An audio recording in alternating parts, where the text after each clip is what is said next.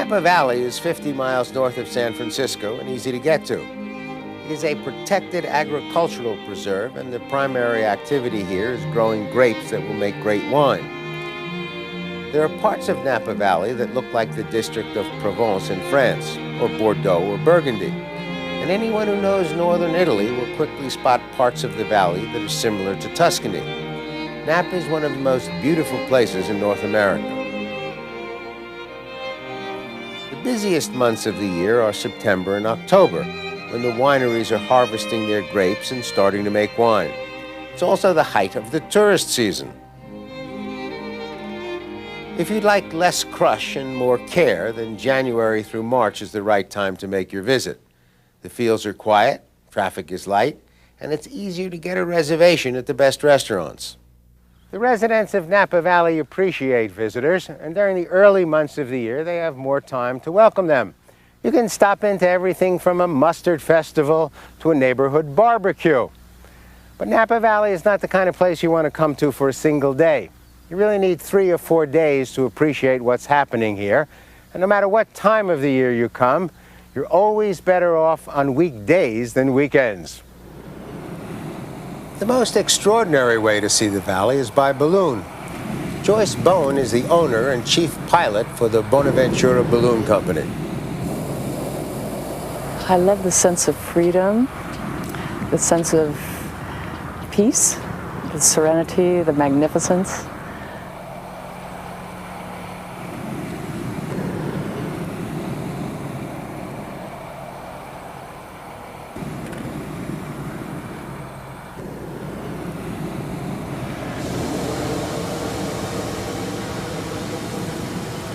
Distances are deceptive in ballooning. When you are looking at something like a half-mile away, it seems like you can reach right out and touch it.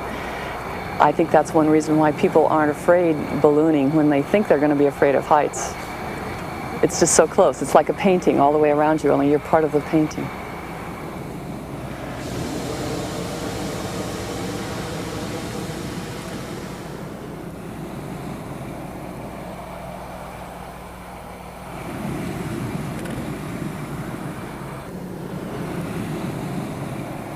I liken it to music. As a musician, I think that flying is like a line of music. You've got vertical considerations and horizontal considerations, and you follow a line and you maneuver. And it's very much like music.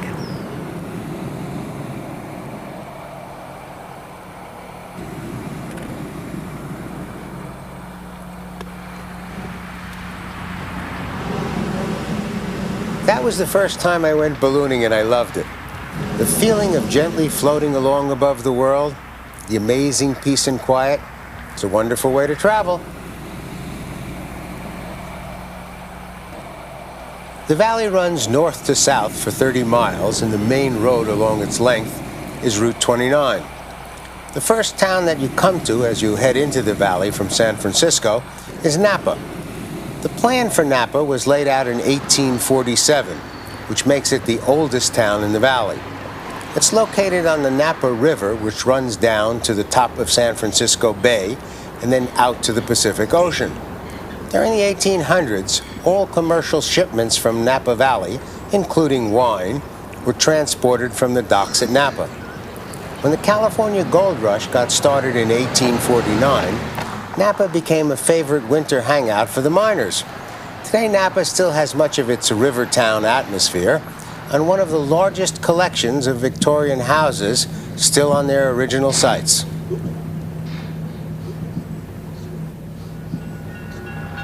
You can drive out of the town of Napa and head up the valley on Route 29, or you can get a good look at the land and a good meal at the same time on the wine train.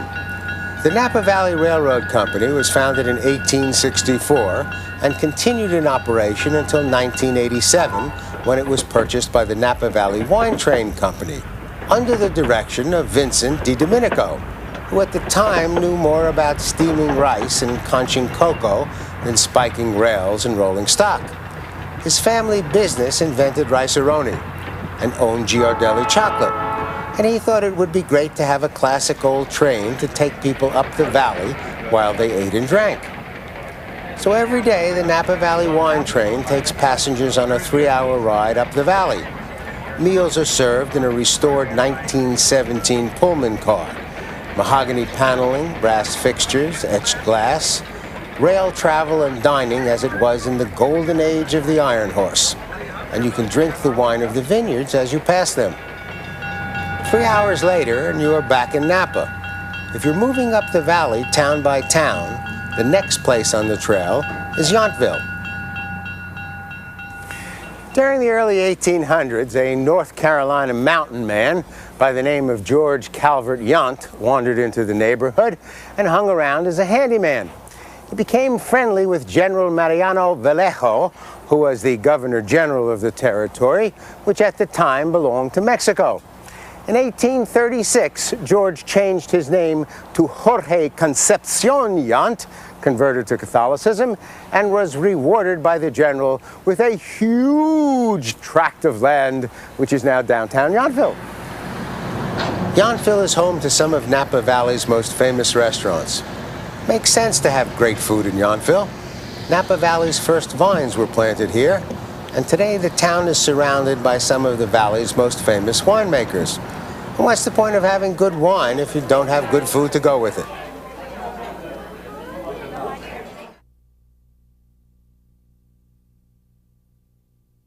This simple building in Napa Valley is actually one of the hottest restaurants in the United States. It's Thomas Keller's French Laundry. Now, there are a number of things that can produce top-quality restaurant cooking in an area, cooking which can evolve into a distinct culinary tradition. First is money. If people will not pay for top ingredients and talented chefs, not much is going to happen. The second is a local agricultural tradition. The area must be producing good things to eat or drink: wine, cheese, beef, something. The one place in the United States which appears to be developing a distinct cuisine, which might turn out to be a truly American style, is Napa Valley. For the last 150 years, it has been an agricultural area, and recently it has begun to attract people of considerable wealth. The first winemakers in California were Catholic missionaries who brought vines from Spain so they could make wine for their religious ceremonies. Today there are only 9 Catholic churches in Napa Valley, but more than 240 wineries. It has become the most densely concentrated wine-producing region in the world.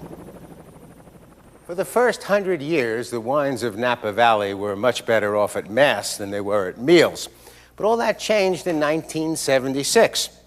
That was the year that a group of California winemakers organized a comparative tasting of their California wines against French Cabernets and Chardonnays. The tasting was held in France, and the judges were French winemakers and French wine journalists. The Americans won in both categories. The world's perception of California wine was permanently changed. You know, when it comes to the making of food and wine, there's something very special going on in Napa Valley.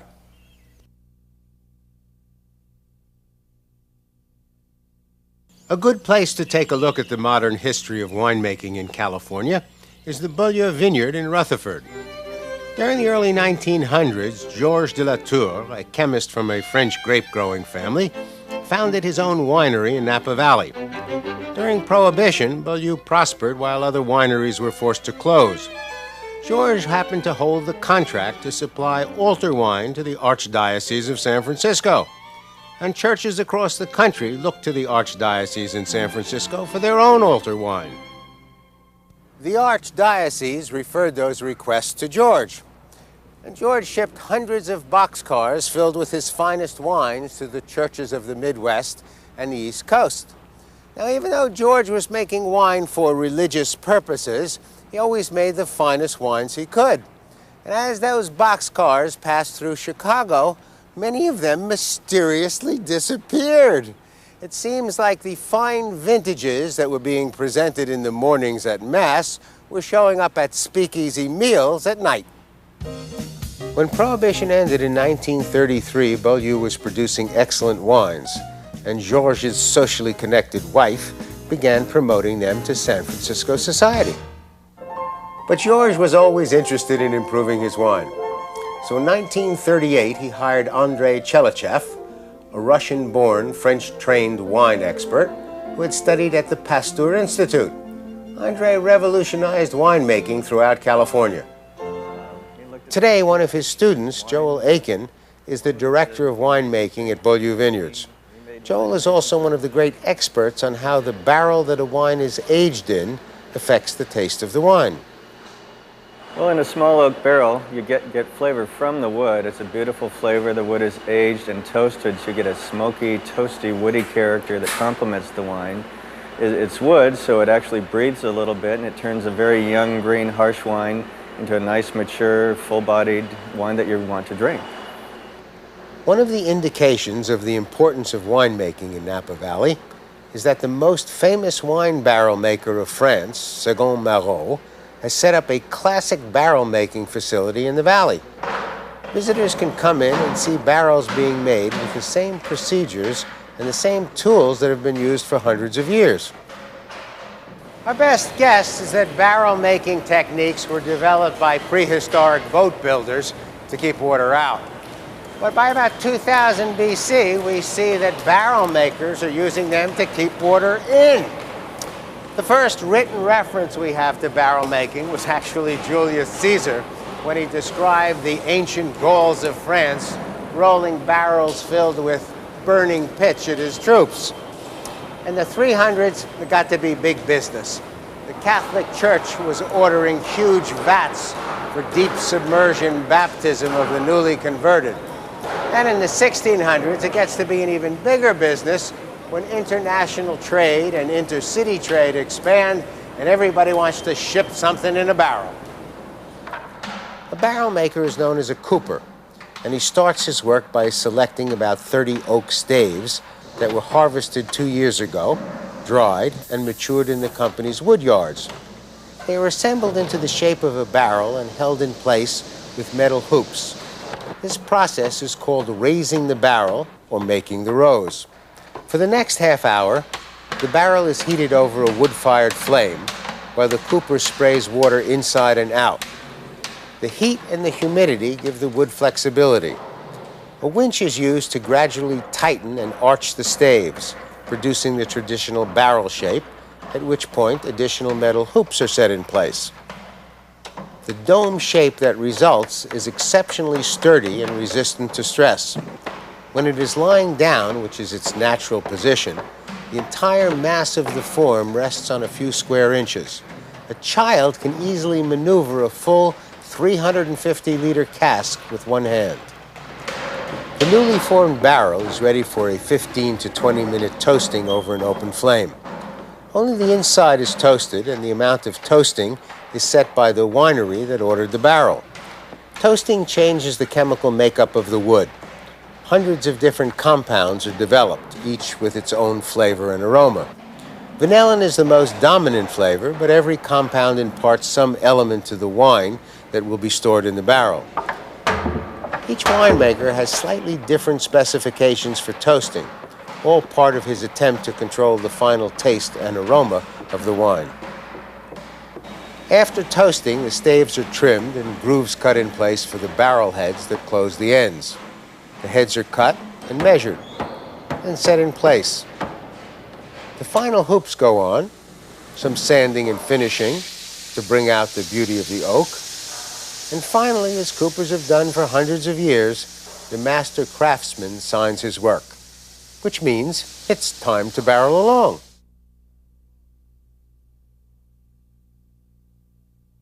The only unfortunate interruption in the history of California winemaking was a totally misguided and highly destructive experiment by our federal government known as the National Prohibition Act.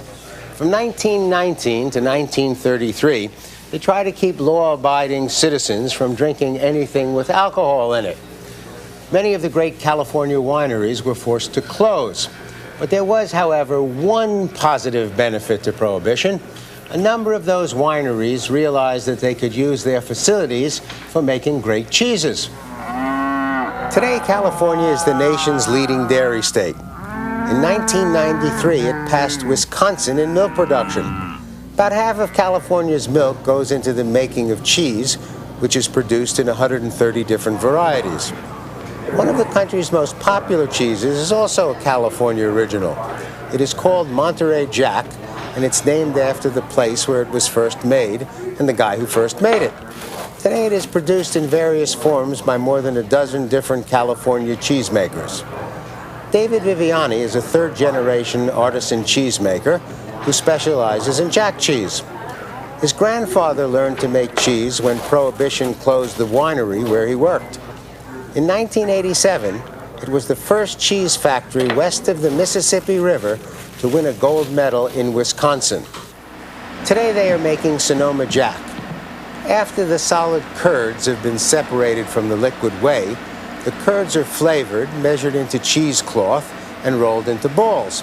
Dave said I should give it a try. Lean on a little bit. Fortunately, I was in the Boy Scouts. I can make knots. This was 100 pounds of milk this morning. Now we have 10 pounds of cheese. We got them. I better put this one aside. I wouldn't want any of your customers to buy that. You know, it took 2 cows to make this much cheese. It did. They worked all day to make that much milk. I hope I don't run into them after what I've done to it. Down the block is the Vella Cheese Company, which produces dry jack, a cheese developed during the Second World War when the Italians in San Francisco couldn't get cheese from Italy.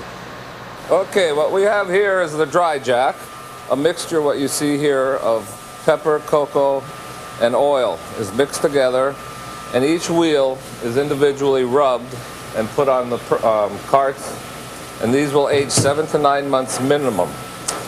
The cocoa powder pepper keep the oil in a state of suspension, allowing the cheese to breathe, and the oil keeps the cheese from cracking. When you eat it, you will eat the coating itself and everything because it is naturally made. And then they'll just sit 7 to 9 months while they age.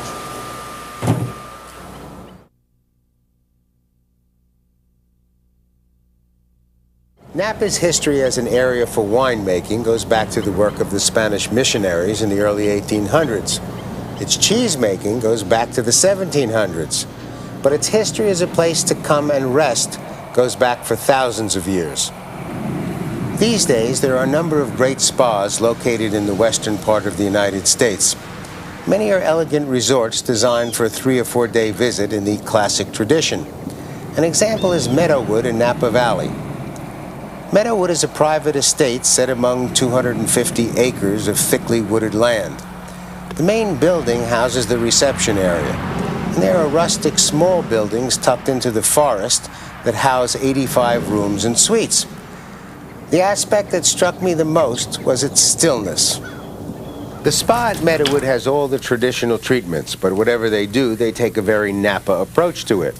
During the 2 weeks I stayed here, they wrapped me in grapeseed mud to reduce my stress, polished me with grapeseed conditioner to reduce my stress, and rubbed me with grapeseed oil to reduce my stress.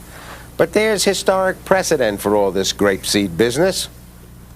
During the 16 and 1700s, the French royalty living in Paris believed that taking a bath in a cask of Chardonnay wine reduced the negative effects of aging. And the more they sat in the wine, the more they drank. And the more they drank, the more they believed that it worked. But then the French Revolution came along, and that had a very negative effect on aging amongst the French royalty. As a matter of fact, most of them just stopped aging, and the Chardonnay bath was forgotten. But not everywhere. It has returned in the form of Meadowood Chardonnay Massage. Of course, the Chardonnay is in a body lotion instead of a barrel, but it's the thought that counts and that anti-aging thing. In keeping with the traditional role of a spa, Meadowood entertains its guests with physical activities like swimming in the heated pools, biking along the trails, playing tennis at one of the 7 courts, golfing on the 9-hole course, and my new sport, croquet.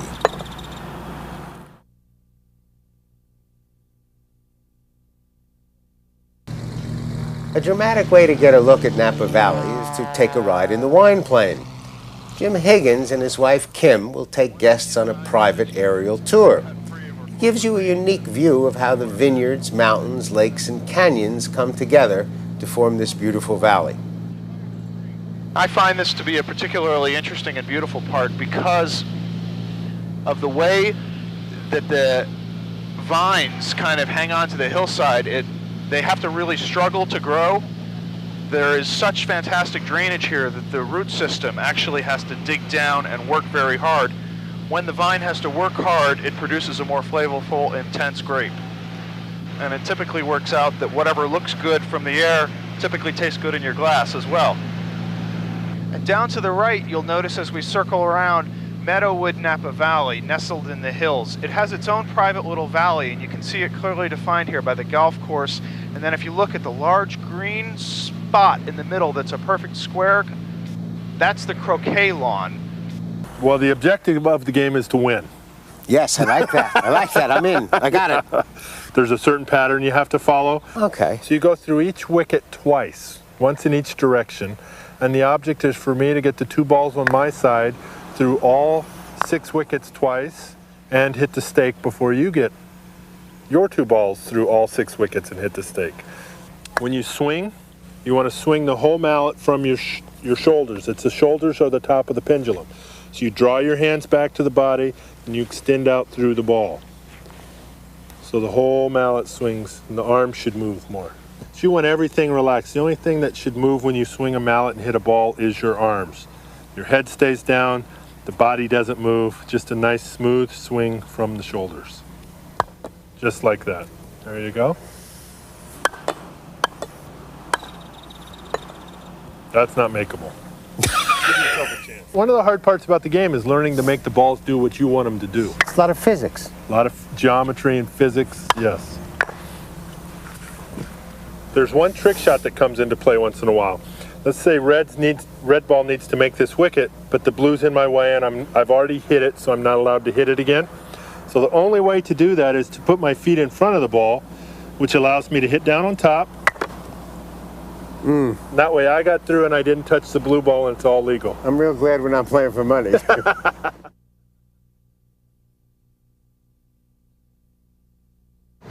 And just up the valley from Meadowood, more good stuff in the town of Calistoga. Lincoln Avenue, the main street, looks like it was part of the set for High Noon, or maybe Blazing Saddles. 100 years ago, it was a tough frontier town, and much of the architecture has remained. Local shops line the street. No chain stores are allowed in Napa Valley. There are a number of excellent restaurants here, and I got to eat in a few of them. Brannan's is named after Sam Brannan. In 1859, Sam was living in San Francisco when he heard that the top of Napa Valley was filled with hot springs. He came up and bought 2,000 acres and put together a plan for a spa and resort that he hoped would rival the famous Saratoga in New York State. And he brought up a bunch of potential investors and showed them the neighborhood. Threw a big party for them, lots of eating and drinking. When it came to the point where he was going to explain his plan, Sam had had a little bit too much to drink. And Saratoga of California came out as Calistoga of Sarafornia. But he got his investors anyway, and Calistoga got built. Brannan's Grill has a multi-ethnic staff that is reflected in the menu. We started with skillet clams and mussels, the Italian influence. But the sauce is lemongrass curry, the work of the chef Rob Lamb, who is Vietnamese. The main course was braised lamb shank with roasted onions, pappardelle pasta, and mint yogurt. It's like the United Nations in a bowl. For dessert, we had a mini flourless chocolate cake that was served while it was still soft in the center. A scoop of banana ice cream on the side. The food in Calistoga is good, but Sam Brannan was right. What makes this place special, and has for thousands of years, is that it sits on top of an intense geothermal area that sends hot water shooting up from the center of the earth. It even has its own Old Faithful geyser. Deep beneath Calistoga is a river. As it runs over the molten rock at the center of our planet, its water is turned into superheated steam, which shoots to the surface. Thousands of gallons of water at a temperature of 350 degrees are driven skyward for about 60 feet. The geyser repeats this performance at regular intervals. But from time to time, the pattern changes. And some scientists believe that change can predict earthquakes. That has certainly been the case in my personal relationships, so I understand why they are monitoring Old Faithful. And speaking of Old Faithful, I hope you will join us next time on Travels and Traditions. I'm BURT WOLF. You can watch this program and link to hundreds of other BURT WOLF programs free at burtwolf.com. There's information on how to tour the same places, plus Burt's slightly irreverent take on history and culture. It's all at burtwolf.com.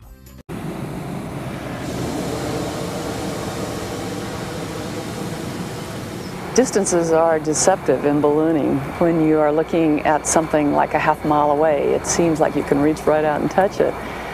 I think that's one reason why people aren't afraid ballooning when they think they're going to be afraid of heights. It's just so close. It's like a painting all the way around you, only you're part of the painting.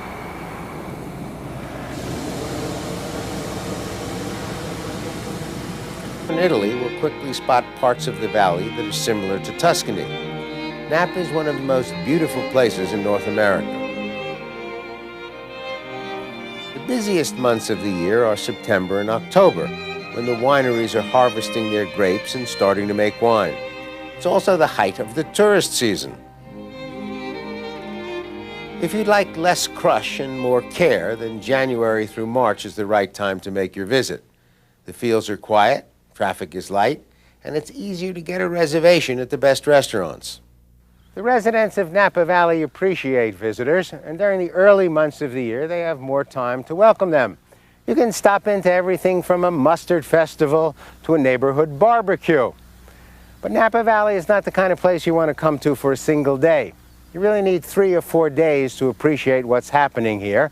And no matter what time of the year you come, you're always better off on weekdays than weekends. The most extraordinary way to see the valley is by balloon. Joyce Bone is the owner and chief pilot for the Bonaventura Balloon Company. I love the sense of freedom, the sense of peace, the serenity, the magnificence.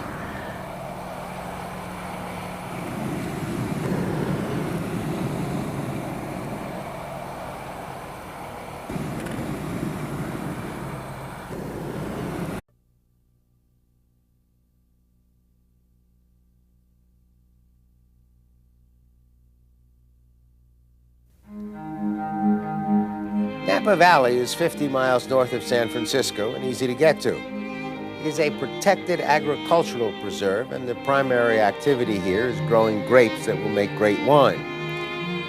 There are parts of Napa Valley that look like the district of Provence in France, or Bordeaux or Burgundy. And anyone who knows northern